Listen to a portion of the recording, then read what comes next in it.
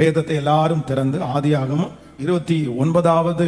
29ஆம் அதிகாரத்தினுடைய 35வது வசனத்தை நம்ம எல்லாரும் சேர்ந்து வாசிக்க போகிறோம். ஆமென். ஆதியாகமம் 29ஆம் அதிகாரத்தினுடைய 35வது வசனத்தை எல்லாரும் சேர்ந்து வாசிக்கலாமா? மறுபடியும் அவள் கர்ப்பவதியாகி ஒரு குமாரனை பெற்று இப்பொழுது கர்த்தரை துதிப்பேன் என்று சொல்லி அவனுக்கு யூதா என்று பெயரிட்டாள். பிற்பாடு அவளுக்கு பிள்ளை பேரு நின்று போயிற்று. இன்னொரு விஷயம் கூட எல்லாரும் சேர்ந்து வாசிக்கலாம். மறுபடியும் அவள் கர்ப்பவதியாகி ஒரு குமாரனை பெற்று இப்பொழுது கர்த்தரை துதிப்பேன் என்று சொல்லி அவனுக்கு யூதா என்று பெயரிட்டாள். பிற்பாடு அவளுக்கு பிள்ளை பேரு நின்று போயிற்று. ஆண்டவருடைய பிள்ளைகளே, இன்றைக்கு ஆண்டவர் நமக்கு ஒரு நல்ல வாக்கு தத்தத்தை ஆண்டவர் தந்திருக்கிறார். மறுபடியும் அவள் கர்ப்பவதியாகி ஒரு குமாரனை பெற்று இப்பொழுது கர்த்தரை துதிப்பேன் என்று சொல்லி அவனுக்கு யூதா என்று பெயரிட்டாள். நான் நம்புறேன், வேதம் நமக்கு ரொம்ப அழகாய் சொல்லுகிறது. லேயாள் அற்பமாய் எண்ணப்பட்டதை கர்த்தர் கண்டு. அப்படின்னா வேதத்துல ரொம்ப மனசு உடைஞ்சு போன சில கேரக்டர்கள் வேதத்துல இருக்கிறது. அப்படின்னா புறக்கணிக்கப்பட்டவர்கள், அன்பிற்காக ரொம்ப ஏங்கினவர்கள், பல நாட்களாக பாசத்திற்காக தவித்தவர்கள் வேதத்திலே ஒரு சிலர் இருக்கிறார்கள். அதுல மிக முக்கியமான ஒரு நபர் யார் அப்படின்னா, இந்த லேயாள் தன்னுடைய வாழ்க்கையிலே அன்புக்காக ரொம்ப போராடினவங்க யார் அப்படின்னா இந்த லேயாள். நேசிக்க மாட்டாரா அப்படின்னா, தன்னுடைய கணவன் தன்னை நேசிக்க மாட்டாரா, தன்னுடைய கணவனாருடைய அன்பு எனக்கு கிடைக்காதான்னு அந்த அன்பிற்காக ரொம்ப அப்படி எதிர்பார்த்தவங்க தான் இந்த லேயாள். இந்த லேயாளை குறித்து வேதம் சொல்லுது, இவருடைய வாழ்க்கை கொஞ்சம் வித்தியாசமானது. அப்படின்னா தன்னுடைய தகப்பனார் யாக்கோபு தன்னுடைய மாமனாருடைய வீட்டிற்கு வர்றார் லாபான். அவருடைய அந்த லாபான் அப்படின்றது ஒரு நல்ல ஒரு குணமுடைய மனிதன் அல்ல, ரொம்ப ஒரு துஷ்டமான ஒரு மனிதன், ஒரு பண ஆசை பிடித்த மனிதன், பாசம் அப்படின்னா என்னன்னு தெரியாத ஒரு மனுஷன். அப்படின்னா பொம்பளை பிள்ளை அவருடைய பார்வைக்கு ஒரு பொருட்டே இல்லை, பசங்க தான் அவருடைய பார்வைக்கு பிள்ளைங்க அப்படின்ற ஒரு மைண்ட் செட்ல இருக்கிற ஒரு மனுஷன் தான் யார் அப்படின்னு சொன்னா இந்த லாபான். சோ இந்த லாபானுக்கு இந்த பொண்ணு அப்படின்னா இந்த லேயாள் என்கிற ஒரு பொண்ணு பிறந்துருச்சு. இப்போ பாருங்க சூழ்நிலைய. யாக்கோபு என்கிற மருமகன் வீட்டுக்குள்ள வர்றாரு. உடனே அவரை பார்த்து கேட்கிறாரு, இந்த மாதிரி எனக்கு உங்களுடைய இளைய பொண்ணை தர முடியுமா, ராகேல தர முடியுமான்னு சொன்ன உடனே, சரி நீ ஒரு 7 வருஷம் எனக்காக வேலை செய், நான் கண்டிப்பா உனக்கு தரேன் அப்படின்னு சொல்லிட்டு அந்த 7 வருஷத்தை முடிஞ்சு யாக்கோபு போய் மாமனாரிடத்துல கேட்கிறான், இந்த மாதிரி எனக்கு டைம் முடிஞ்சிருச்சு இல்ல, எனக்கு உங்களுடைய இளைய பொண்ணை கல்யாணம் பண்ணி தரேன்னு சொன்னீங்க, எனக்கு எப்போ கல்யாணம் பண்ணி வைக்கிறீங்கன்னு சொன்ன உடனே, சரி கல்யாண ஏற்பாடு எல்லாம் பண்ணி ஆயிடுச்சு. கல்யாண ஏற்பாடெல்லாம் செஞ்சு யாக்கோபு தன்னுடைய மனைவிக்காக எதிர்பார்த்துட்டு இருக்கும் போது அவசரமா தன்னுடைய மூத்த பிள்ளை, அதாவது இந்த வசனத்துல வாசித்த இந்த லேயாள அவளுடைய மாமனார் என்ன பண்றாருன்னா, அவனுடைய அப்பா என்ன பண்றாருன்னா, சரி நீ ரெடியாகு, உன்னதான கல்யாணம் பண்ணி கொடுக்க போறேன். அப்போ தன்னுடைய கணவனாருக்கு ஏமாற்றி திருமணம் பண்ணி கொடுக்கப்பட்டவர்கள் தான் யார் அப்படின்னா இந்த லேயாள். அப்போ எப்படி இருக்கும் பாருங்க, தன்னுடைய தகப்பனாரிடத்துல எதிர்த்தும் பேச முடியல. அப்படின்னா என்ன ஏன் கல்யாணம் பண்ணி கொடுக்குறீங்க, இல்ல அவங்க என்ன விரும்பல, இல்ல அவங்க தங்கச்சியை தான் நேசிச்சாங்க, இப்ப 7 வருஷம் தங்கச்சிக்காக வேலை செஞ்சுட்டு என்ன இன்னைக்கு நைட் நீங்க கொண்டு போய் அவங்க வீட்டுல விட்டுட்டீங்க அப்படின்னா எவ்வளவு பெரிய பிரச்சனை ஆகும், என்ன வெறுக்க மாட்டார் அவர் தீமையா முடிஞ்சிடும். ஆனா என்னமோ தெரியல, லாபான் இந்த லேயாளை பேசி சம்மதிக்க வச்சு இப்ப கொண்டு போய் இரவுல விட்டுருக்கிறாரு. இப்ப காலையில யாக்கோபு பார்க்கும்போது தன்னுடைய மனைவி, அவன் நேசித்த 7 வருஷம் வேலை செஞ்ச ராகேல் இல்ல லேயாள் இருக்கிறான். லேயாளை அவ்வளவு அதிகமா அவனுக்கு பிடிக்காது. அப்போ திருமணமான முதல் நாளிலிருந்தே தன்னுடைய கணவனாருடைய அன்பிற்கு தூரமா இருக்கிறவள் தான் யார் அப்படின்னா இந்த லேயாள். நீங்க கொஞ்சம் அந்த சூழ்நிலை நீங்க நினைச்சு பாருங்களேன், எப்படி இருக்கும், எவ்வளவு பெரிய ஒரு கஷ்டமான ஒரு சூழ்நிலை. அப்படின்னா தான் இருக்கும் போதே தன்னுடைய தங்கச்சியை நேசிச்ச ஒருத்தர், தான் இருக்கும் போதே தன்னுடைய தங்கச்சிக்காக 7 ஆண்டுகள் வேலை செய்த ஒருத்தர், தன்னுடைய தகப்பனார் ஏமாத்தி நைட்ல கொண்டு போய் விட்டுட்டு கல்யாணம் பண்ண வைக்கிறாரு அப்படின்னு சொல்லும் போது அந்த சகோதரனுடைய இருதயம் எப்படி இருக்கும். அதுவும் வேதம் சொல்கிறது, லேயாள் கூச்ச பார்வை உள்ளவளாம். இந்த கூச்ச பார்வைன்னு சொல்லி வேதம் என்னமோ ரொம்ப மைல்டா அப்படி சொல்லுது. ஆனா உண்மையிலே என்ன அப்படின்னா, அவளுக்கு இருந்த அந்த பலவீனம் வந்து ஒரு ஊனத்திற்கு சமமானது. அப்படின்னா ஊனம், ஒரு 6 மணிக்கு மேல அவங்களுக்கு கண்ணு தெரியாதுன்னு வைங்களேன், அவங்க கண்ணு சுருக்கப்பட்டு அப்படின்னா எல்லாரும் விரும்புகிற தோற்றம் இந்த லேயாளுக்குள்ள இல்லை. அப்போ தன்னுடைய தோற்றம் சரியில்லை, தன்னுடைய பார்வை வித்தியாசமா இருக்குது, தனக்கு இப்போ கல்யாணம் பண்ணி கொடுத்த கணவனாருக்கு வந்து தான் மேல ஒரு பிரியமே இல்லை. இப்போ காலையில வந்து சரி பரவாயில்லம்மா, நீ மூத்த பொண்ணு, அவங்க மாமனார் சொல்றாரு, மூத்த பொண்ணு இருக்கும்போது இளைய பொண்ணு எங்களுக்கு கொடுக்க வழக்கம் இல்ல, நாங்க அப்படி செய்ய முடியாது அப்படின்னு சொன்ன உடனே சரி ஓகே, கடவுள் எனக்கு விதிச்சது ஒன்னதான் ஆண்டவர் வச்சிருக்கிறாரு சரி அப்படின்னு ஏற்றுக்கொள்ளக்கூடிய மனப்பக்குவமும் யாருக்கு இல்லை அப்படின்னா யாக்கோபுக்கு இல்லை. அவர் என்ன சொல்றாரு அப்படின்னா, நான் இந்த பொண்ணை விரும்பல, நான் இந்த பொண்ணை ஆசைப்படல, இந்த பொண்ணை நான் கல்யாணம் பண்ணிக்கணும்னு விரும்பல, நான் கல்யாணம் பண்ணணும்னு விரும்புறது சின்னவளதான், இப்ப நீங்க எனக்கு அவங்க கண்டிப்பா வேணும், என்ன பண்ணணும்னு சொன்ன உடனே அந்த லாபான் என்ன சொல்றான்னா, சரி ஒரு பரவாயில்ல, இவளுக்கு இந்த 7 ஆண்டுகளை நீ வேலை செஞ்சல, அதே போல அவளுடைய 7 வருஷத்தையும் நிறைவேற்று, அந்த நான் அவளையும் உனக்கு கல்யாணம் பண்ணி தரேன். அடுத்த வார்த்தை சொல்லுது, அந்த 7 வருஷமும் அவனுக்கு ஒரு 7 நாள் போல இருந்துச்சாமா. அப்போ ஒரு மனைவி வீட்டில் இருக்கிறாங்க, யாக்கோபுக்கும் லேயாளுக்கும் கல்யாணம் ஆயிருச்சு. கல்யாணமாகி தன்னுடைய மனைவி வீட்டில் இருக்கும்போது தன்னுடைய தங்கச்சிக்காக 7 ஆண்டுகள் வேலை செய்கிறது, 7 நாள் செய்யறது மாதிரி இருக்கும்னா யாக்கோபு எவ்வளவு இன்ட்ரெஸ்டா செஞ்சிருப்பாரு, எவ்வளவு ராத்திரி பகலா செஞ்சிருப்பாரு. அப்போ இந்த பொண்ணு வீட்டுல இருக்கிற இந்த லேயாளுக்கு எப்படி இருந்திருக்கும் நீங்க நினைச்சு பாருங்க. ஏற்கனவே கண்ணு சரியில்லை, கூச்ச பார்வை, தன்னுடைய தகப்பனார் ஒரு நல்ல தகப்பனார் அல்ல, தன்னுடைய திருமணம் ஒரு நல்ல திருமணமா நடக்கல, தனக்கு இப்பொழுது கல்யாணம் பண்ணி கொடுத்த கணவனார் வந்து அவர் வந்து வேற தன்னுடைய தங்கச்சி எதிர்பார்த்த அப்படிப்பட்ட சூழ்நிலை, அதுவும் தன்னுடைய மாமனார் திரும்பவும் 7 வருடம் வேலை செய்ய சொல்றத இன்ட்ரெஸ்டா அந்த பொண்ணுக்காக அவர் வேலை செஞ்சுட்டு இருக்கிறாரு. இவ்வளோ ஒரு காலகட்டத்தில் சுமையோடு வாழ்ந்தவர்கள் தான் இந்த லேயா. ஆனால் ஆண்டவருடைய வார்த்தை ரொம்ப அழகா சொல்கிறது, அந்த லேயாள் மறுபடியும் கர்ப்பவதியாகி ஒரு குமாரனை பெற்று இப்பொழுது கர்த்தரை துதிப்பேன் என்று சொல்லி அவனுக்கு யூதா என்று பெயரிட்டாள். மறுபடியும் கர்ப்பவதியாகி, ஏற்கனவே ஆண்டவர் வந்து நிறைய பிள்ளைகளை அவளுக்கு தந்துட்டார், நிறைய ஆசீர்வாதத்தை கர்த்தர் தந்துட்டார். ஆனால் ராகேலுக்கு பிள்ளை இல்லை. என்னதான் திருமணம் பண்ணினாலும் அன்னைக்குள்ள காலத்துல வந்து இந்த குழந்தை பேரு தான் அவங்களுக்கு ரொம்ப முக்கியமா தெரிஞ்சிருச்சு. ஆனா இப்ப அவங்களுக்கு சின்ன அடுத்த அப்படின்னா அந்த பொண்ணுக்கு, சின்ன பொண்ணு, அவளுக்கு திருமணம் ஆகியும் குழந்தை பிறக்கல. ஆனா இந்த மகளுக்கு ஆண்டவர் வந்து மறுபடியும் ஒரு சந்தோஷம், மறுபடியும் ஒரு வெற்றி.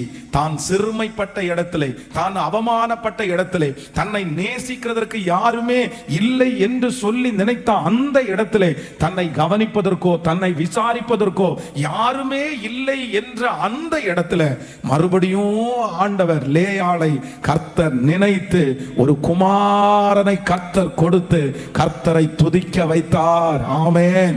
அந்த தேவன் தான் இன்றைக்கு 69வது நாள் இந்த சத்தத்தை கேட்கிற யாரோ ஒருத்தரை பார்த்து கர்த்தர் வாக்கு கொடுக்கிறார், நான் உன்னை மறுபடியும் ஒரு விசை நான் நினைப்பேன், இந்த அவமானத்தின் நடுவிலே திரும்பவும் நான் உன்னை நினைப்பேன் என்று கர்த்தர் வாக்கு கொடுக்கிறார். சுற்றி உங்களை நேசிக்கிறதற்கு யாருமே இல்லாத இடத்திலே அவர்கள் ஒதுக்க, அவர்கள் புறக்கணிக்க, அவர்கள் உன் தலையின் மேல் பழி சொல்ல, அவர்கள் உங்களை வெறுக்க கர்த்தராகிய ஆண்டவர் இன்றைக்கு கிருபையாய் வாக்கு கொடுக்கிறார்.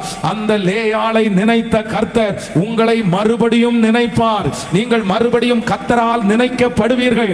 ஆண்டவருடைய நினைவு உங்களுக்கு வருமானால் நீங்கள் எதிர்பார்த்து கொண்டிருக்கிற காரியம் எதுவா இருந்தாலும் அது நடக்கும். நம்புறவங்க நல்ல கரங்களை தட்டி, அந்த வார்த்தைக்காக கரங்களை தட்டி ஆமென்.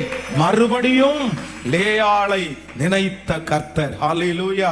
அப்போ இந்த அம்மா வந்து எதுக்காக ரொம்ப இவங்க ஆசைப்பட்டாங்க அப்படின்னா பாசத்துக்காக தான் ரொம்ப ஆசைப்பட்டாங்க. நீங்க வேதத்துல வந்து இவர்களை குறித்த சில வசனங்களை மட்டும் உங்களுக்கு சொல்லிடுறேன் பாருங்களேன். நீங்க ஆதியாகமம் 29ஆம் அதிகாரத்தினுடைய 31 வாசிக்கலாமா? 31, 32 வாசிக்கலாம். லேயாள் அற்பமாய் எண்ணப்பட்டாள் என்று கர்த்தர் கண்டு அவள் கர்ப்பம் தரிக்கும்படி செய்தார். லாகேலோ மலடியாயிருந்தாள். இன்னொரு விஷயம் கூட வாசிக்கலாம்.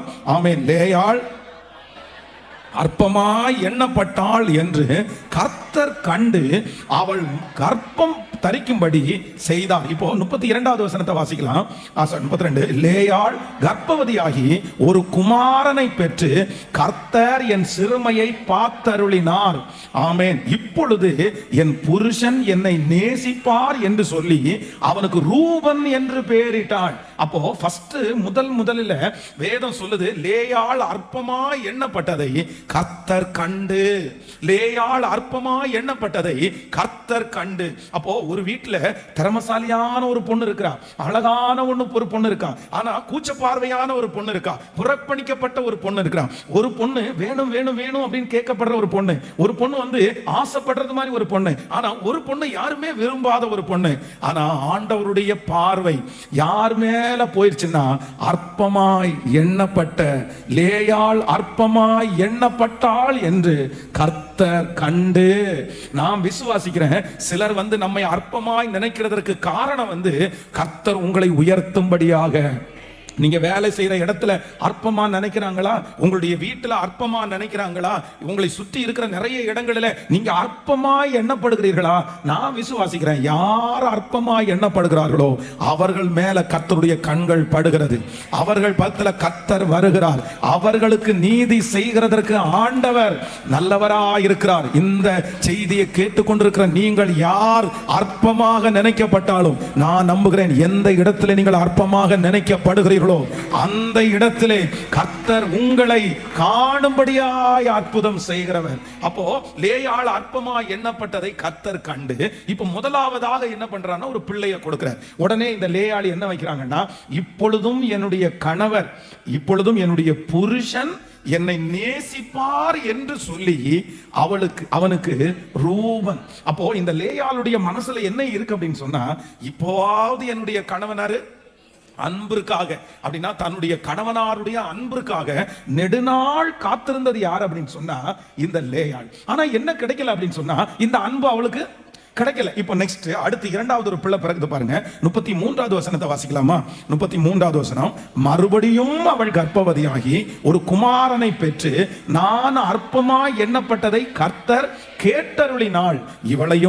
இவனையும் எனக்கு தந்தார் என்று சொல்லி அவனுக்கு சிமியோன் என்று பெயரிட்டாள். இப்ப இரண்டாவது பிள்ளையும் பிறந்துருச்சு. இப்ப இரண்டாவது கர்த்தர் அப்படியே வரிசையா இந்த மகளை ஆண்டவர் நினைச்சிட்டே இருக்கிறார். நெக்ஸ்ட் மூன்றாவது வந்து நீங்க அடுத்த, பின்னும் அவள் கர்ப்பவதியாகி ஒரு குமாரனை பெற்று என் புருஷனுக்கு மூன்றாம் குமாரனை பெற்றபடியினால் அவர் இப்பொழுது என்னோட சேர்ந்திருப்பார் என்று சொல்லி அவனுக்கு லேவி என்று பெயரிட்டாள். இப்ப பாருங்க, மூணாவது பிள்ளையை பெத்தெடுக்கிறாங்க. மூணாவது பிள்ளையை பெத்தெடுக்கும் போதும் அவங்க அந்த இடத்துல ஹைலைட் பண்றது எது? தன்னுடைய பிள்ளையினுடைய பேரை வைக்கிறது எதுக்கு? தன்னுடைய பிள்ளையினுடைய பேரை வைக்கிறது அவங்களுடைய முழு மனசும் யார் பேர்ல ரொம்ப பற்றுதலா இருக்கு அப்படின்னு சொன்னா, யாக்கோபு என்ன நேசிக்க மாட்டாரா, யாக்கோபு என்ன நேசிக்க மாட்டாரா, என் கணவனார் என்ன நேசிக்க மாட்டாரா அப்படின்னு மூணாவது பிள்ளையை பெற்றெடுக்கும் போதும் அவங்களுக்கு என்னதான் வந்துச்சுன்னா ஏமாற்றம் தான் வந்துச்சு. அவருடைய கணவனாரால நேசிக்க முடியல. இப்போ நான்காவது கடைசியாய் அடுத்த வசனத்தை வாசிக்கலாம். 35வது வசனம். மறுபடியும் அவள் கர்ப்பவதியாகி ஒரு குமாரனை பெற்று இப்பொழுது கர்த்தரை துதிப்பேன் என்று சொல்லி அவனுக்கு யூதா என்று பெயரிட்டாள். பிற்பாடு அவளுக்கு பிள்ளை பேரு நின்று போயிற்று. ஹல்லேலூயா. கடைசியாக ஆண்டவர் நினைத்த நாலாவது பிள்ளை தான் யார் அப்படின்னா யூதா. உடனே இவங்க என்ன பேர் வைக்கிறாங்கன்னா, இப்பொழுது நான் கர்த்தரை துதிப்பேன், இப்பொழுது நான் கர்த்தரை துதிப்பேன். இன்றைக்கு கொடுக்க போகிற செய்தி என்ன அப்படின்னா, இதுவரையிலையும் ஆண்டவருடைய பிள்ளைகளாகிய நீங்களும் நானும் ஜெபத்தின் மூலமாய் நிறைய அற்புதத்தை நீங்க பெற்றுக் கொண்டிருக்கலாம். உங்களுடைய ஜெபங்களுக்கு நிறைய பதில்களை நீங்கள் பெற்றுக் கொண்டிருக்கலாம். ஆனா ஆண்டவர் வந்து இன்றைக்கு துதியின் மூலமாய் பெரிய அற்புதத்தை ஆண்டவர் செய்ய போகிறார். ஒரு தேவனுடைய பிள்ளையினுடைய வாழ்க்கையில ஜெபம் ஒரு பக்கத்துல இருந்தாலும் இன்னொரு பக்கம் நமக்கு அற்புதம் எங்க இருந்து உண்டாகும் என்றால், எந்த இடத்துல ஆண்டவருடைய பிள்ளைகள் கர்த்தரை துதிக்கிறார்களோ அந்த இடத்துல ஆண்டவருடைய அற்புதம் கடந்து வரும்.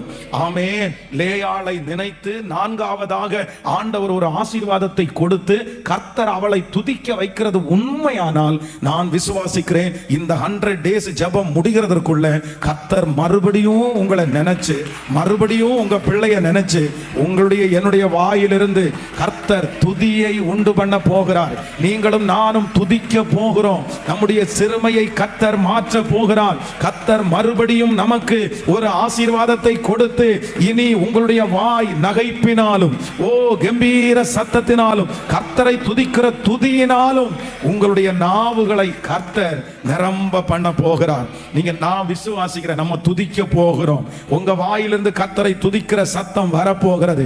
அன்னாள் துதித்தது போல ஆண்டவர் உங்களை துதிக்க பண்ண போகிறார். உங்க பிள்ளையை குறித்து நீங்க துதிக்க போறீங்க. உங்களுடைய கடன் காரியத்தை குறித்து நீங்க துதிக்க போறீங்க. ஆமென். அந்த துதியின் அபிஷேகத்தை கர்த்தர் வைத்து ஆமென். கர்த்தர் இப்பொழுது கர்த்தரை நான் துதிப்பேன் என்று சொல்லி அவனுக்கு யூதா என்று பெயரிட்டாள். ஹல்லேலூயா.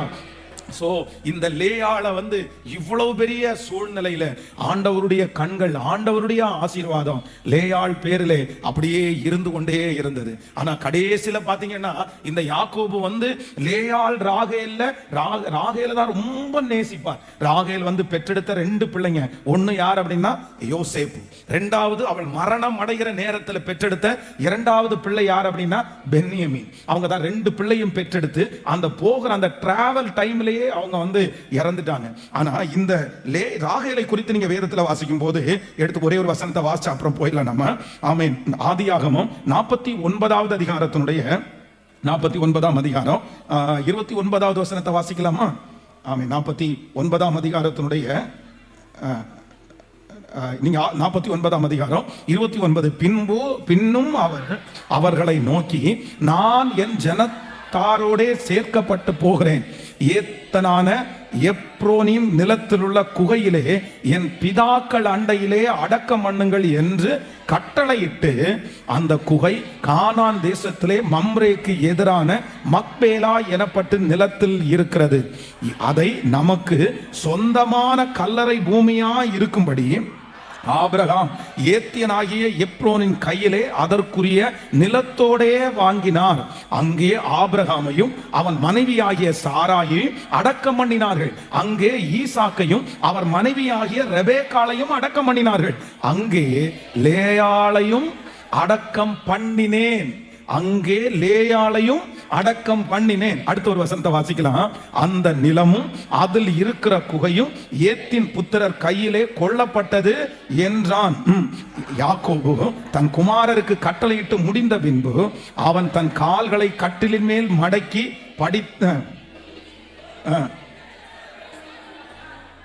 தன் ஜனத்தாரோடே சேர்க்கப்பட்டான். கர்த்தருடைய பிள்ளைகளே, இவ்வளவு தூரம் தன்னுடைய கணவனாருடைய பாசத்திற்காக எதிர்பார்த்து காத்திருந்து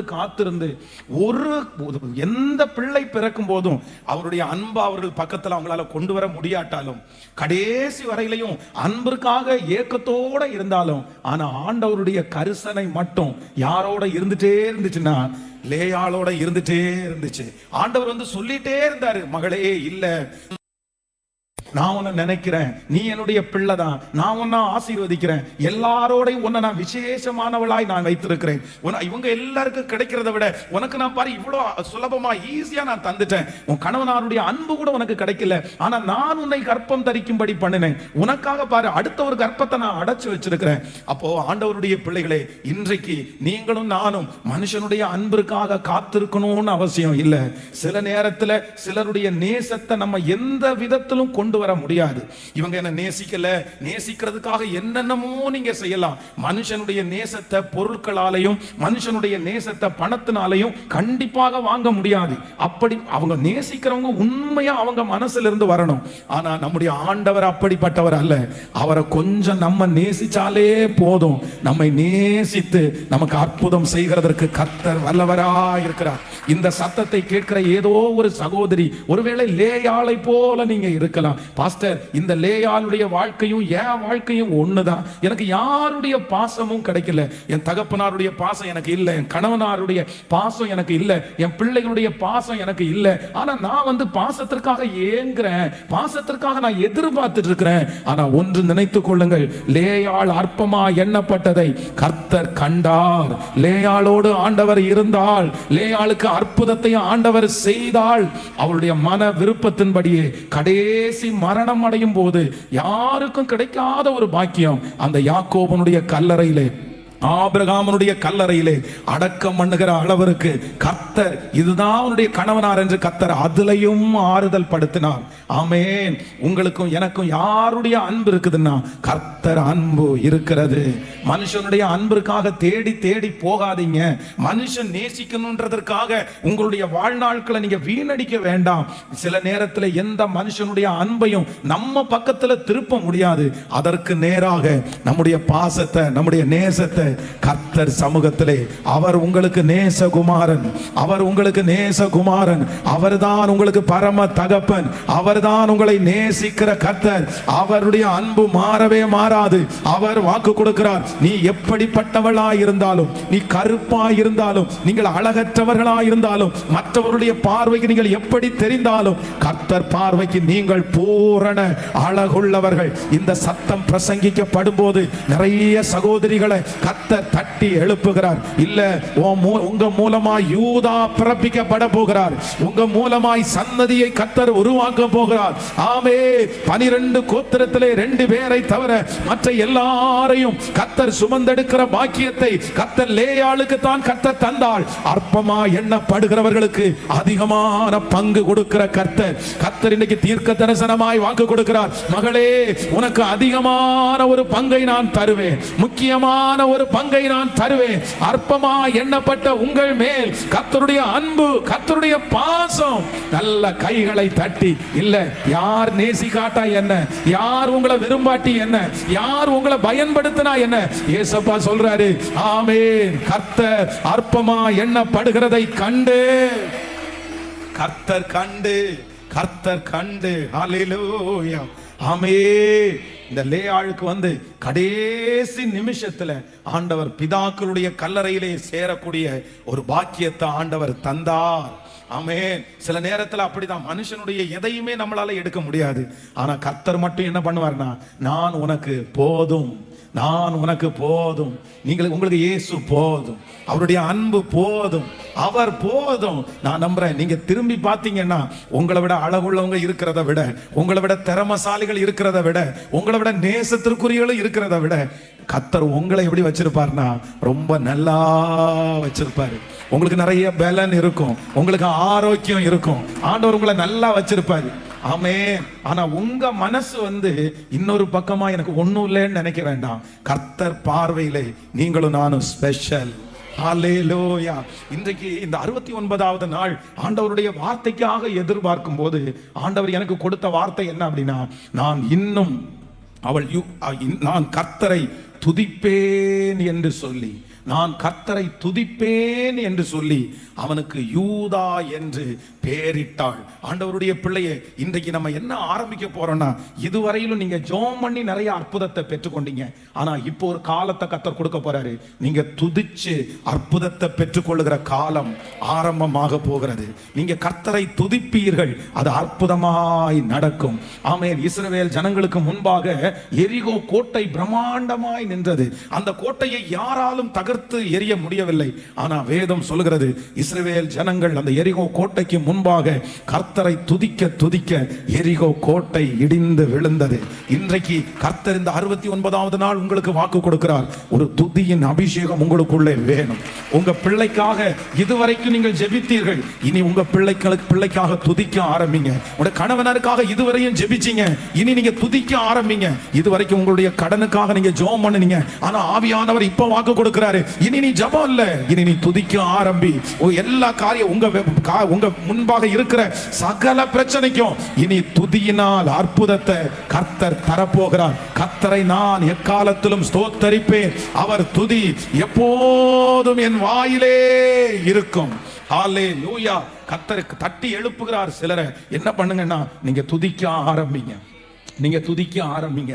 சென்னையிலே இருக்கிற ஒரு நல்ல ஒரு தேவனுடைய மனுஷன், எனக்கு தெரிந்த ஒரு நல்ல ஊழியம் செய்கிறவர், ஒரு எவாஞ்சலிஸ்ட். அவர் ஒரு விசை கோயம்புத்தூர்ல வரும்போது அவர் நேரடியா என்னை எங்க வீட்டுக்கும் அவர் பார்த்தார். அப்பதான் ஃபர்ஸ்டா ஒரு ஊழியக்காரருடைய கையில ரொம்ப காஸ்ட்லியான ஒரு கார் ஒன்று இருக்கிறத பார்த்தேன். அப்ப அவர் ரொம்ப சந்தோஷமா இருந்துச்சு. அவர் வந்தாரு, ஜெபம் பண்ணிட்டு அவர் கிளம்பிட்டாரு. அப்போ அவர் சொன்னார், அந்த காரை வந்த சாட்சியை குறித்து என்கிட்ட சொன்னாரு. நான் ரொம்ப சந்தோஷப்பட்டேன். திடீரென்று பாத்தீங்க அப்படின்னு சொன்னா, ஒரு நாள் அவர் ஜெபம் பண்ணிட்டு இருக்கும்போது மனசுக்குள்ள அந்த காரை இன்னொரு ஊழியக்காரருக்கு கொடுக்கணும் அப்படின்றது மாதிரி மனதுல ஒரு நடத்துதல் உண்டாயிருக்குது. உடனே எதையுமே யோசிக்காம அவருக்கு 3 பிள்ளைகள், அவருடைய காரை கொண்டு என்ன பண்ணிட்டாருன்னா, ஒரு ஊழியக்காரருடைய வீட்டுக்கு முன்பாக நிறுத்தி கொண்டு போய் சாவியை கொடுத்து, பாஸ்டர் இந்த காரை ஆண்டவர் உங்களுக்கு தர சொல்றாரு. என்னன்னு தெரியல பார்த்தா அந்த பாஸ்டர் விழுந்து ஆக்சிடென்ட் ஆகி அவருடைய கால் அடிபட்டு ஹாஸ்பிட்டலுக்கு போறதுக்கு கூட வசதிகள் இல்லாம ரொம்ப கஷ்டப்பட்டு இருக்கிறாரு. கரெக்டா இவர் அந்த காரை கொண்டு கொடுத்த உடனே அவருடைய கண்ணீர் விட்டாராம்.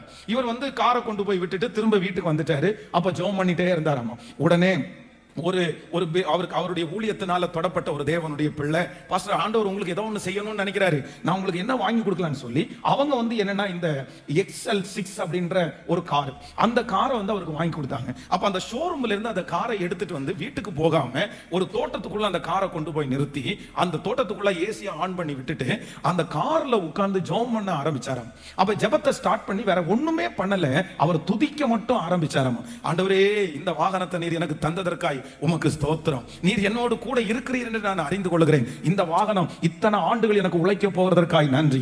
இவ்வளவு கிலோமீட்டர் அதுல நான் ஊழியம் செய்ய போவதற்காய் நன்றி. இந்த சீட் எனக்கு இப்படி இருக்க போவதற்காக ஸ்தோத்திரம் ஸ்தோத்திரம் ஸ்தோத்திரம் ஸ்தோத்திரம்னு கிட்டத்தட்ட ஒரு 6-7 மணி நேரம் அந்த காருக்குள்ள உட்கார்ந்து வெறும் துதிய மட்டுமே சொன்னாராம். துதிச்சுட்டே இருந்தாராமா. நன்றியப்பா நன்றியப்பா, இப்படி நடக்க போவதற்காக ஸ்தோத்திரம், இப்படி நடக்க போவதற்காக ஸ்தோத்திரம்.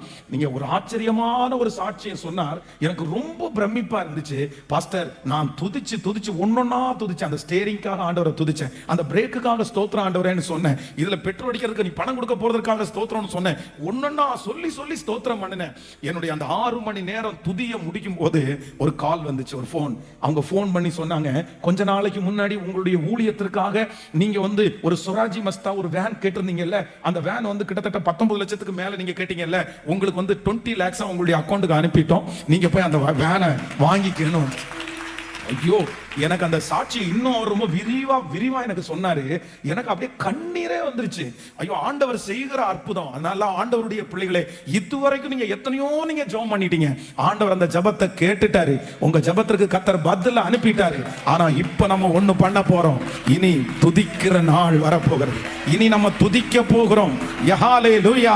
இப்பொழுது நான் கர்த்தரை துதிப்பேன், இப்பொழுது நான் கர்த்தரை துதிப்பேன். ஆண்டவரே, என் பிள்ளைக்காக உமக்கு ஸ்தோத்திரம். ஆண்டவரே, என் வீட்டிற்காக உமக்கு ஸ்தோத்திரம். நீர் தரப்போகிற வாகனத்திற்காக உமக்கு ஸ்தோத்திரம். நீர் தரப்போகிற ஆண்டவர் எதிர்காலத்திற்காக ஸ்தோத்திரம். என் வாழ்க்கையை மீண்டும் கட்ட போகிறதற்காக ஸ்தோத்திரம். என்னை அதிசயமாய் நடத்த போகிறதற்காக ஸ்தோத்திரம். நீங்க துதிக்க துதிக்க எரிகோ கோட்டை இடிந்து விழப்போகிறது.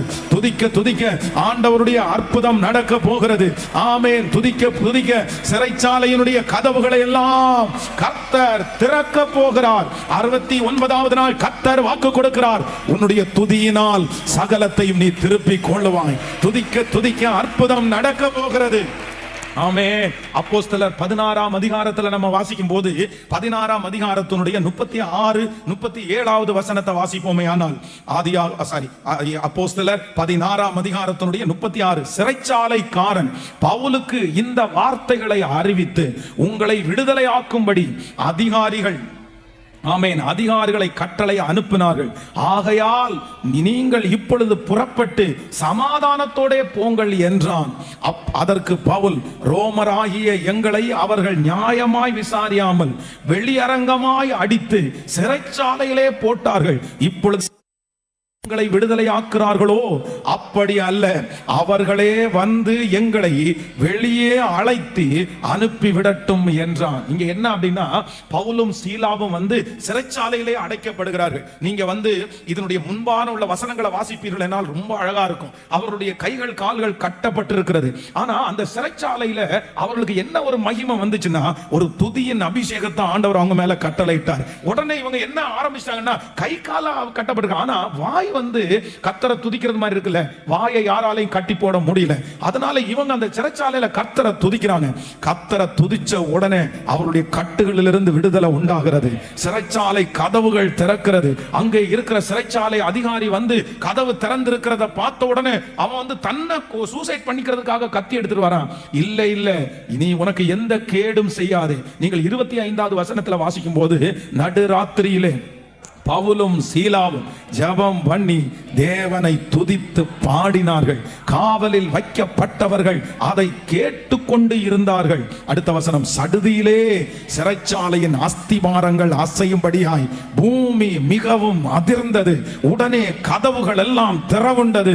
எல்லாருடைய கட்டுகளும் கலன்று போயிற்று. ஹல்லேலூயா. கர்த்தரை துதிச்ச உடனே சிறைச்சாலை அஸ்திபாரங்கள் அசைந்தது, பூமி அசைந்தது, சிறைச்சாலை கதவுகள் திறவுண்டது, கட்டுகள் எல்லாம் கலண்டு விழுந்தது.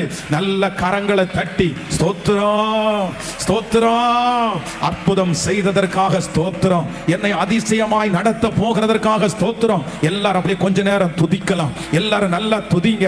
கர்த்தரை துதிக்க துதிக்க அந்த அற்புதம் நடக்க போகிறது.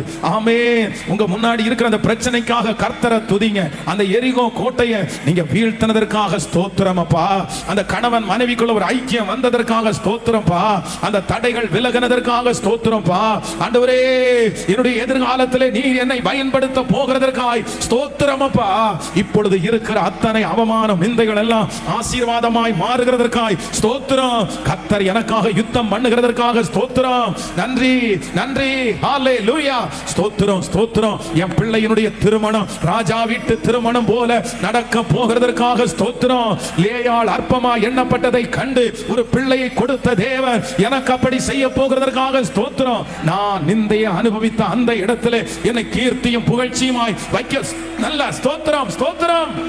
ஆமென் ஆமென் ஆமென். ஹல்லேலூயா. துதியினால் ஆண்டவர் நம்மை கிருபையாய் நிறுத்துவாராக. அதனால இப்ப நம்ம ஸ்டார்ட் பண்ண போறோம். எதை ஸ்டார்ட் பண்ண போறோம்னா, நான் கர்த்தரை துதிக்க போகிறேன், கர்த்தரை துதிக்க போகிறேன். துதிக்கு முன்பாக சிறைச்சாலை கதவுகள் நிற்க முடியாது. துதிக்கு முன்பாக கட்டுகள் அப்படியே கலண்டு கீழே விழுந்துருச்சு. நான் நம்புறேன், நீங்க கர்த்தரை துதிப்பீங்க, உங்க கண்ணுக்கு முன்னாடியே சத்துரு வெட்கப்பட்டு போகிறத நீங்க பாப்பீங்க. ஆண்டவரை துதிக்க துதிக்க, வர்ஷிப் பண்ண பண்ண, ஆராதனையினால உங்க வீடு நிரம்ப நிரம்ப அந்த அற்புதம் நடக்கும். ஹல்லேலூயா. ஆராதிக்க ஆரம்பிங்க. தனிப்பட்ட விதத்துல ஆராதிக்க ஆரம்பிங்க. உங்க வீட்டுல நிறைய வர்ஷிப் ஓடட்டும். உங்க மனசுக்குள்ள அப்படி வர்ஷிப் ஓடட்டும். நான் ஜெபிக்கிறேன், நீங்க ஆசையா வச்சிருக்கிற காரு தேவ பிரசன்னத்துல நிரம்பணும். அதுல நிறைய வர்ஷிப் துதி இருக்கணும். நீங்க ஓட்டுற பைக்ல ஆண்டவருடைய ஆராதனை இருக்கணும். அது துதியினால நிரம்பணும். உங்க வாயிலிருந்து அப்படியே கர்த்தரை துதிக்கிற வார்த்தைகள் வந்துட்டே இருக்கணும். அது எல்லாம் பலனாய் மாற போகிறது. ஹல்லேலூயா. உண்மையிலே ஆண்டவருடைய பிள்ளைகளே, இந்த காரியத்தை குறித்து நானே சாட்சி சொல்லுவேன். சோ 2000ல என்னுடைய வீட்டை விட்டு கிளம்பி 3 இயர்ஸ், அதுல 2 இயர்ஸ், 2 வருஷம் ரொம்ப முக்கியமான ஆண்டு. அந்த 2 வருஷத்துலயும் அது வரைக்கும் வர்ஷிப்பினுடைய ஒரு இப்படி எல்லாம் ஆண்டவரை ஆராதிக்கலாம்னு எனக்கு சுத்தமா தெரியாது. அப்படின்னா எங்க திருச்சி குறையா இல்ல, எங்களுடைய சபை நான் குறை சொல்லலாம். அங்கிருந்த ஆண்டவர் நிறைய காரியத்தை எனக்கு கத்துக் கொடுத்தார். ஆனா இப்படி ஆண்டவரை ஆராதிக்கலாம் அப்படின்றது என்னுடைய நான் வளர்ந்த திருச்சபையில இல்ல. எங்க பாஸ்டர் எப்போ என்ன பண்ணுவாங்கன்னா, ஒரு மூணு பாட்டு ஃபர்ஸ்ட் பாடுவாங்க. அந்த 3வது பாட்டு என்ன பாட்டா இருக்கும் அப்படின்னு சொன்னா, ரொம்ப வேகமான ஒரு பாட்டா இருக்கும். சோ அந்த 3வது பாட்டோட சேர்ந்து பாத்தீங்கன்னா ஒரு 4-5 பாட்டு சேர்த்து உச்சாம பாடுவாங்க. எல்லாரும் அபிஷேகத்துல நிறைஞ்சு ஜெபம் பண்ணுவாங்க. அவ்வளவுதான். பாஸ்டர் அமைதியா இருந்துட்டாங்கன்னா அவங்க பாட்டுக்கு ஒரு 1/2 மணி நேரத்துக்கு மேல அந்நிய பாஷையில பேசி அப்படியே பேசி அவ்வளவுதான், அந்த வர்ஷிப் அப்படியே முடிஞ்சிடும். அப்படிதான். அது அந்த மாதிரி ஒரு வர்ஷிப்பை தான் நான் பார்த்துருக்கிறேன். ஆனா அந்த ஃபர்ஸ்ட் டைம் பாத்தீங்க அப்படின்னு சொன்னா, இப்ப 2002ல நான் முதல்ல பைபிள் காலேஜ் ஒரு புதிதா ஒரு போதகர் சென்னையில இருந்து வர்றாரு. அவர்கிட்ட ஃபர்ஸ்ட் டைம் வர்ஷிப்புக்கு கொடுக்குறாங்க. அவர் எங்க எல்லாரும் என்ன பண்ணிட்டாருன்னா, எல்லாரும் அப்படியே எழுமி நிக்க வச்சுட்டாரு. எல்லாரும் எழுமி நிக்க வச்சுட்டு ஒரு ஸ்லோவா ஒரு சாங்ஸ் அப்படியே ஸ்டார்ட் பண்ணி, இப்ப ஆண்டவரை ஆராதிங்க அப்படின்னு சொன்னா, ஐயோ ஒரு மகிமையான ஆராதனையா இருந்துச்சு. அந்த ஆராதனையில அதற்கு பிறகு நான் அங்கிருந்து 2004ல தான் வெளியே வந்தேன். அந்த 3 ஆண்டுகளும் பாத்தீங்கன்னா ஆராதனை நேரத்துல கண்ணீர் ஊத்திட்டே ஜபமே இருக்காரு அதுல. அப்படியே வர்ஷிப் பண்ணி ஆராதனை பண்ணி அவ்வளவு பெரிய கிரௌட்லயும் நான் ஒருத்தன் நிக்கிறது மாதிரி தான் நான் ஃபீல் பண்ணேன். அந்த ஆராதனைக்கு இடையிலே அந்த பாஸ்டருடைய வாயின் மூலமாய் நிறைய வாக்குத்தத்த வசனங்கள் எல்லாம் அவங்க சொல்லுவாங்க. அந்த வாக்குத்தத்த வசனத்தை அப்படியே கை தட்டி ரிசீவ் பண்ணுவேன். தனிப்பட்ட பர்சனலா நான் வர்ஷிப் பண்ண ஆரம்பிச்சேன். ஓ, இதுதான் ஆராதனையா, இதுதான் ஆராதனையா. அதற்கு பிறகு ஜப குறிப்புகளை சுத்தமா நான் மறந்துட்டேன். எந்த ஜப குறிப்புகளுக்காகவும் ஜெபம் பண்றது இல்ல, ஒண்ணு ஆண்டவரை பிரைஸ் பண்றது மட்டும்தான். அப்படியே யாருக்கும் தெரியாம மொட்டை மாடியில போய் தனியாக ஆண்டவரை ஆராதிப்பேன். அந்த ஆராதனையில என்னென்ன வார்த்தையெல்லாம் சொல்லி ஆராதிச்சனோ அதெல்லாம் என் வாழ்க்கையில அன்றையிலிருந்து இன்று வரையிலையும் நடக்கிறத நான் பார்க்கிறேன். ஆண்டவருடைய பிள்ளையே, கர்த்தர் உங்களுக்கு சொல்றாரு, இல்ல நீ துதிக்க ஆரம்பிங்க, நீங்க துதிக்க ஆரம்பிங்க. அதுதான் பெரிய மருந்து. அதற்கு ஈடானது ஒண்ணுமே இல்லை.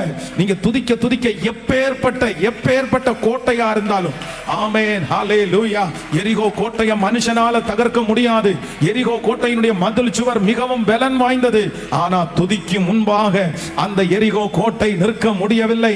கர்த்தர் துதியில அவ்வளவு பெரிய அபிஷேகத்தை கர்த்தர் வைத்திருக்கிறார். ஹல்லேலூயா.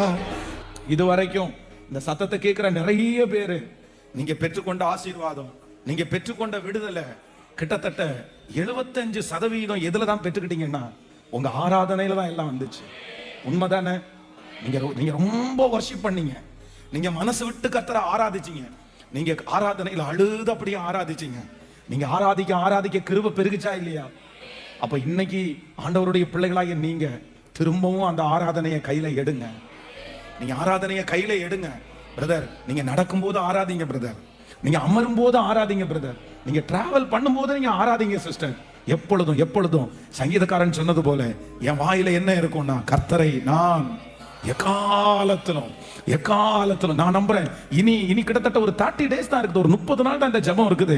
இந்த 30 நாள் ஒரு டார்கெட்டை மட்டும் எழுதுங்க. துதினால உங்களை நிறைச்சிருங்க. நீங்க துதிச்சுட்டே இருங்க. நீங்க துதிக்க ஒவ்வொரு பட்டயமா கீழே விழும். நீங்க துதிக்க ஒவ்வொரு ஆயுதங்களும் நிர்மூலமாகும். அந்த வியாதி சரியாகும். அந்த நிறைவானது வரும்போது அப்படியே குறைவானதெல்லாம் போகும். அதனால எதுக்குமே கவலைப்படாதீங்க, எதையும் யோசிக்க வேண்டாம். இவ்வளவு நாள் ஆண்டவர் வந்து சம்பாதிக்க பண்ணாரா, இவ்வளவு நாள் ஆண்டவர் உங்களை வெற்றியானாரா? கொஞ்ச நாள் ஆண்டவர் சில நேரத்துல நமக்கு ஒரு சின்ன பிரேக் கொடுப்பாரு, சில இடத்துல நம்மளை ஒளிச்சு கொண்டு போய் வைப்பாரு. அந்த நாள் வீணான நாள் இல்ல. நம்ம வந்து நன்றா கவனிங்க, சம்பாதிச்சுட்டு இருக்கோம்னு வச்சுங்களேன், அப்படியே சம்பாதிச்சுட்டே இருக்கிறது தான் நம்முடைய வெற்றி இல்ல. இடையில ஒரு கர்த்தர் இடையில ஒரு டைம் கொஞ்சம் ஸ்லோ டவுன் கொடுக்குறாருல, சில டைம் கர்த்தர் கொஞ்சம் உட்கார வச்சிருக்காருல, அதுவும் நம்முடைய வாழ்க்கையில நன்மைக்காகவே. நான் ஓடிட்டே இருந்தேன், நான் வேகமா இருந்தேன், இப்ப என்னமோ என்ன கட்டி போட்டது மாதிரி இருக்குது, என்னமோ எனக்கு ஒண்ணும் இல்லாத மாதிரி இருக்குன்னு நினைக்காதீங்க. இது ஒரு ரைட் டைம். இது எதுக்குன்னா கர்த்தர் உங்களை ப்ரிப்பரேஷன் பண்றாரு, கர்த்தர் உங்களை உருவாக்கிட்டு இருக்கிறாரு, கர்த்தர் உங்களை துதிக்க வச்சிட்டு இருக்கிறாரு. நீங்க அப்படியே துதிக்க பாருங்க. இந்த டைம் ஆண்டவர் உங்களை ஒளிச்சு வச்சு உங்களை அப்படியே துதிக்க பண்றத அடுத்து பல மடங்கு கர்த்தர் அப்படியே கொண்டு வர்றாரு.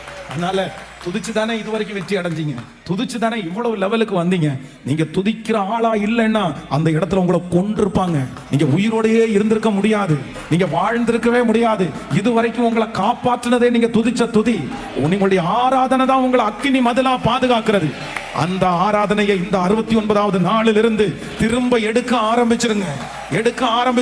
கர்த்தர் அதுல பிரியப்படுறாரு. பிரியப்பட கர்த்தர் நமக்கு எல்லாவற்றையும் தந்துட்டே இருப்பாரு. சோ இதை ரொம்ப அடையாளம் கண்டுகொண்ட ஒரு மனுஷன் தான் யார் அப்படின்னா தேவனுடைய மனுஷன். நீங்க 2 நாளாகமும் யோசபாத் 2 நாளாகமும் 20ஆம் அதிகாரத்தினுடைய 21வது வசனத்தை வாசிக்கலாமா? 2 நாளாகமும் 20ஆம் அதிகாரத்தினுடைய 21வது வசனம். பின்பு அவன் ஜனத்தோடைய ஆலோசனை பண்ணி பரிசுத்தம் உள்ள மகத்துவத்தை துதிக்கவும் ஆயுதம் அணிந்தவர்களுக்கு முன்பாக நடந்து போய் கர்த்தரை துதியுங்கள், அவர் கிருபை என்றும் உள்ளது என்று கர்த்தரை பாடவும் பாடகரை நிறுத்தினான். நல்லா கவனிங்க ஆண்டவருடைய பிள்ளைகளே, இங்கே யோசபாத் ராஜாவுக்கு விரோதமாய் சீரியா நாட்டு ராணுவம் கடற்கரை மணலை போல வந்திருக்காங்க. ஏராளமான ஜனங்கள், திரளான ஒரு கூட்டம் வந்து சீரிய ராணுவம் வந்து இப்ப சுத்தி வளைச்சிட்டு இருக்குது. அப்பதான் யோசபாத் ஃபர்ஸ்ட் ஜெபம் பண்றாரு, இந்த ஏராளமான கூட்டத்திற்கு முன்பாக நிற்கிறதற்கு எங்களுக்கு பலன் இல்லை, நாங்கள் போகும் வழி இன்னது என்று எங்களுக்கு தெரியாது அப்படின்னு ஜெபம் பண்ண உடனே அங்க என்ன நடக்குதுன்னா தீர்க்கதரிசி வந்து சொல்றாரு, எனக்கு தீர்க்க தரிசனத்தை நான் சொல்லணும்னா முதல்ல யார் வேணும்? ஒரு இசைக்கருவி வாசிக்கிற ஒருத்தரை கூட்டிட்டு வாங்கப்பா அப்படின்னு சொல்றாரு. அந்த மனுஷன் வந்து நின்னு கர்த்தரை ஆராதிச்சு அவன் வந்து அந்த வொர்ஷிப் பண்ணும்போது தீர்க்கதரிசியினுடைய வாயிலிருந்து என்ன வருதுன்னா தீர்க்கதரிசனமான வார்த்தை வருது. நல்லா கவனிச்சுங்க. யோசபாத்திற்கு விரோதமாய் சீரியா நாடு ராணுவம் வந்து கடற்கரை மணலை போல குவிஞ்சு கிடக்குறாங்க. இப்ப இவருக்கு என்ன பதில் சொல்றதுன்னு தெரியல. இதை ஜெயிச்சிருவோமா தோத்துருவோமா அப்படின்ற ஒரு மிகப்பெரிய தோல்வி. அதை ஏற்கனவே தியானிச்சோம் நம்ம. இவர்களுக்கு வேற தண்ணீர் வேற இல்ல.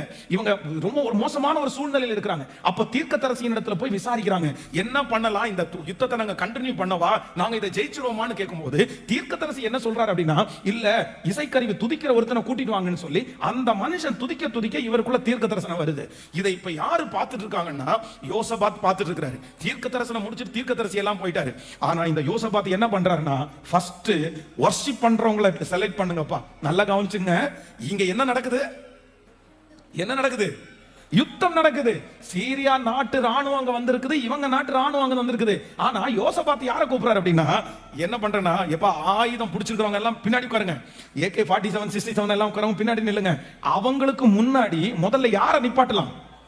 பாடற்காரர்களை நிப்பாட்டி, அதான் பின்பு அவன் ஜனத்தோட ஆலோசனை பண்ணி பரிசுத்தம் உள்ள மகத்துவத்தை துதிக்கவும் ஆயுதம் அணிந்தவர்களுக்கு முன்பாக நடந்து போய் கர்த்தரை துதியுங்கள், அவர் கிருபை என்றும் உள்ளது என்று கர்த்தரை பாடவும் பாடற்காரரை நிறுத்தினான். ஹல்லேலூயா. அவனுக்கு தெரிஞ்சிருச்சு, இந்த யுத்தம் பட்டயத்தோட அல்ல, இந்த யுத்தம் ராணுவத்தோட அல்ல, இந்த யுத்தத்தை செய்ய போகிறவர் கர்த்தர்.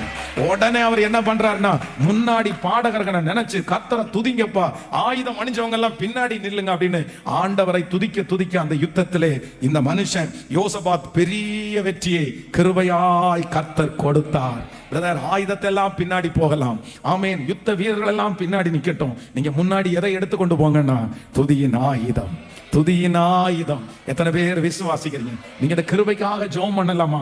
இது ஜெபம் பண்ணி முடிச்ச உடனே இந்த துதியின் நிமித்தமாய் ஆண்டவர் வந்து இந்த அப்போஸ்தலர் நடபடிகளிலே 3 காரியத்தை இயேசப்பா திறக்கிறார்.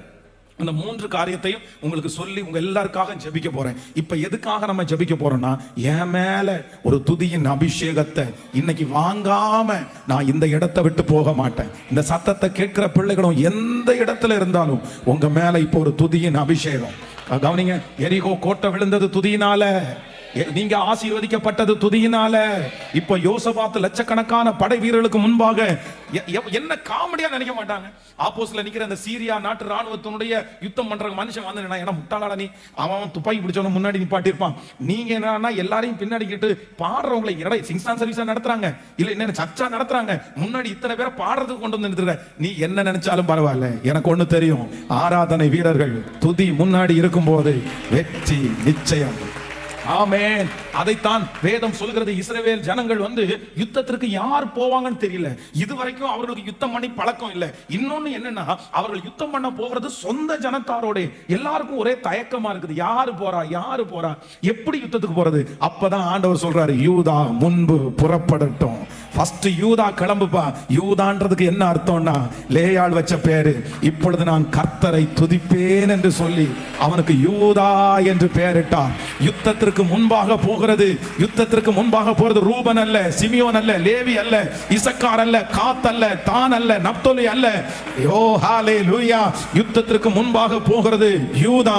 துதிக்கிறவன் முன்பாக போகிறான். யூதாவே, நீ சகோதரரால் புகழப்படுவாய், புகழப்படுவாய். உன் கை சத்துருடைய பிடரியின் மேல் இருக்கும். ஆமென். யூதாவுக்கு அவ்வளவு பெரிய பவர் இருக்கு, துதிக்கு அவ்வளவு பெரிய பவர் இருக்குது. எல்லாரும் ஜெபிக்க ஆரம்பிக்கலாமா? பர்சனலா, தனிப்பட்ட விதத்துல இன்னையிலிருந்து நீங்க என்ன பண்ண ஆரம்பிக்கிறீங்கன்னா, வர்ஷிப் பண்ண ஆரம்பிக்கிறீங்க. ஆராதனைக்குரிய தெய்வம், ஆராதனைக்குரிய தெய்வம். பரலோகத்துல நமக்கு என்ன இருக்கு அப்படின்னு சொன்னா, நம்ம பரலோகத்துல ஒரே ஒரு வேலை, கர்த்தரை துதிக்கிற வேலை.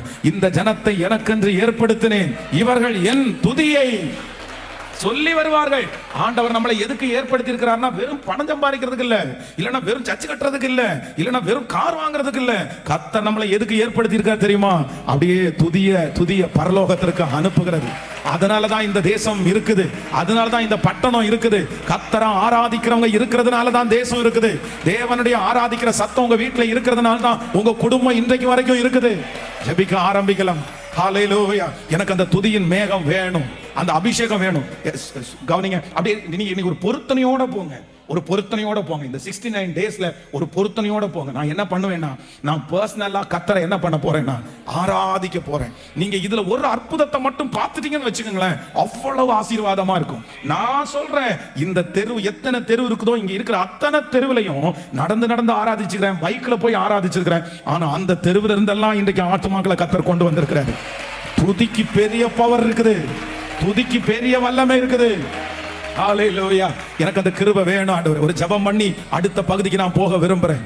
ஆசைப்படுறவங்க எல்லாரும், தீர்மானம் எடுக்கிறவங்க எல்லாரும், ஆமென், என் மொபைல்ல நான் ஆராதிக்கிற சத்தத்தை கேட்பேன்னு சொல்லுங்க. என் வீட்டுல இருக்கிற டிவியில கர்த்தரை துதிக்கிற சத்தம் தான் கேட்கப்படும்னு சொல்லுங்க. என் காதுல இயர்போன் போட்டு கேட்கும் போது நான் கர்த்தரை துதிக்கிற ஆராதனை சத்தத்தை, அப்பா அப்பா அப்பா, எஸ் எஸ் எஸ், எல்லா எங்க பிள்ளைகளுக்கு ஆண்டவரே கர்த்தரை எப்பொழுதும் துதிக்க. ஆமென் ஆமென் ஆமென். அந்த வண்டியில போகும்போது இனி டிஸ்டர்பன்ஸ் வரக்கூடாது. இந்த 69வது நாளில் அந்த அனாயிண்டிங் எங்க மேல வரணும். ஆண்டவரே இதை நீங்க எனக்கு தரணும், இந்த அபிஷேகத்தை எங்களுக்கு தரணும். எங்களை அறியாமலே அந்த ஆராதனை அபிஷேகம் எங்களுக்குள்ள பொங்கி எழும்பட்டும். பாடல் வந்துட்டே இருக்கட்டும், துதி வந்துட்டே இருக்கட்டும். எங்க வாகனம் அப்படியே துதியினால நிரம்பட்டும், எங்க கம்பெனி அப்படியே துதியினால நிரம்பட்டும், என் ஆபீஸ் அப்படியே துதியினால நிரம்பட்டும். ஸ்தோத்திரம் ஸ்தோத்திரம் ஸ்தோத்திரம். எனக்குள்ளே இருக்கிற அந்த அசுத்தம் எல்லாம் அகன்று போக, கெட்ட சிந்தனைகள் மாறி போக, என் கண்களில் இருக்கிற தேவையில்லாத இச்சைகள் மாறி போக, என் வாயில வருகிற அசுத்தமான வார்த்தைகள் மாறி போக, அப்பா அப்பா இப்போ அந்த துதியின் அபிஷேகத்தை மறுபடியும் திரும்ப எனக்கு தரணும் ஆண்டவரே. 5 வருஷத்துக்கு முன்னாடி நான் ஆராதிச்சது மாதிரி இனி மனசு விட்டு நான் ஆராதிக்கணும், சத்தம் போட்டு ஆராதிக்கணும், அது உங்கள்கிட்ட பேசிட்டே இருக்கணும்ப்பா. அந்த அபிஷேகத்தை மறுபடியும் எனக்கு தாங்கப்பா ஆண்டவரே, தாங்கப்பா. அன்னைக்கு அந்த பிரச்சனையின் நடுவில் நான் போயிட்டு இருக்கும் போது தனியா உங்கள்கிட்ட பேசிட்டே போன இல்ல, அந்த மாதிரி ஒரு ஸ்பிரிட், அந்த மாதிரி ஒரு மகிமை என் மேல இப்போ ஊற்றப்படுவதாக. ஹல்லேலூயா ஹல்லேலூயா. இந்த சத்தம் யாருடைய காதுகளில் எல்லாம் துணிக்கப்படுகிறதோ அவர்கள் மேலெல்லாம் ஒரு துதியின் அபிஷேகம், துதியின் அபிஷேகம் இறங்குவதாகப்பா. இந்த பலிபீடத்திலிருந்து உம்முடைய ஊழியக்காரன் ஜெபிக்கிறேன். இப்போ எங்க திருச்சபையின் மேல, மக்கள் மேல இந்த சத்தத்தை எந்த இடத்துல கேட்டனால அவர்கள் மேல ஒரு துதியின் அபிஷேகம். இந்த 100 நாள் ஜெபம் முடிகிறதற்குள்ள எங்க பிள்ளைங்க சாட்சி சொல்லணும். துதிக்க துதிக்க அந்த அற்புதம் நடந்துச்சு. எரிகோ கோட்டை இடிந்து விழுந்துருச்சு. சீரியா ராணுவம் பின்னிட்டு தகப்பனே தகப்பனே, அந்த அபிஷேகத்தை எங்களுக்கு நீர் தரப்போகிறதற்காக ஸ்தோத்திரம். ஆமென். இப்பொழுது நான் கர்த்தரை துதிப்பேன் என்று சொல்லி அவனுக்கு யூதா என்று பெயரிட்டான். அவள் மறுபடியும் கர்ப்பவதி. இப்பொழுது நான் கர்த்தரை துதிப்பேன். மூலம் ஜெபம் ஏறெடுக்கிறோம். நல்ல பிதாவே, ஹல்லேலூயா. நான் அல்ல இயேசுவே என்னில் வாழ்கின்றார், இனி நான் அல்ல இயேசுவே